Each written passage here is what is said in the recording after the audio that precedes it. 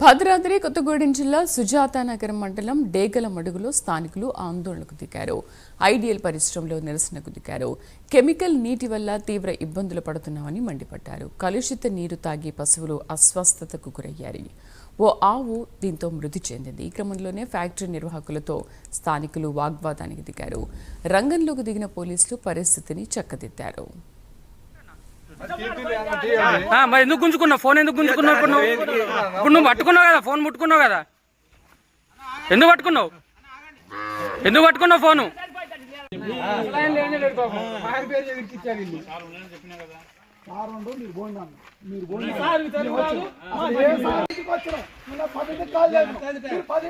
మాట్లాడతాను. 12ంటికి వస్తాం. ప్రసాద్ చెప్పినాం. సాయంత్రం 4 ఏం సార్ ఈ పొగ వచ్చినప్పుడు ఆడోళ్ళు గాని మగోళ్ళు గాని ఎవరైనా సరే అసలు ఈ చుట్టుపక్కల ఉండడానికి అవకాశం లేదు. తిన్న అన్నంతో సహా మొత్తం కక్కుతున్నారు.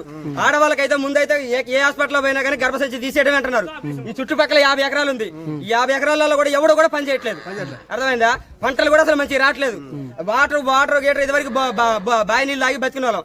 ఇప్పుడు ఆ బావి నీళ్ళు తాగుదామంటే అసలు ఆ బావి నీళ్ళు కూడా అసలు మా వల్ల కావట్లేదు. అసలు తాగుతుంటే వాతలు అవుతున్నాయి. హాస్పిటల్ పెట్టడం ఏంటంటే ఏ కాడికి వాటర్ బయట నుంచి వాటర్ తెచ్చుకుంటున్నాం. ఇదైతే మేలు. బ్యాటరీ వల్ల మాకు ఆ వాటర్ వచ్చేసి పోయిన సంవత్సరం 10 మేకలు చచ్చిపోయినాయి. మాకు అర్థం కాలేదు. ఈ సంవత్సరం 2, 3 మొత్తం 4 ఛాతీలు అడ్డపడ్డాయి. ఇప్పుడు మాకు ఏంటంటే పక్క క్లారిటీ ఇదే ఉందని మేము దాన్ని చూసినాం. మాకు ఇదే పక్క.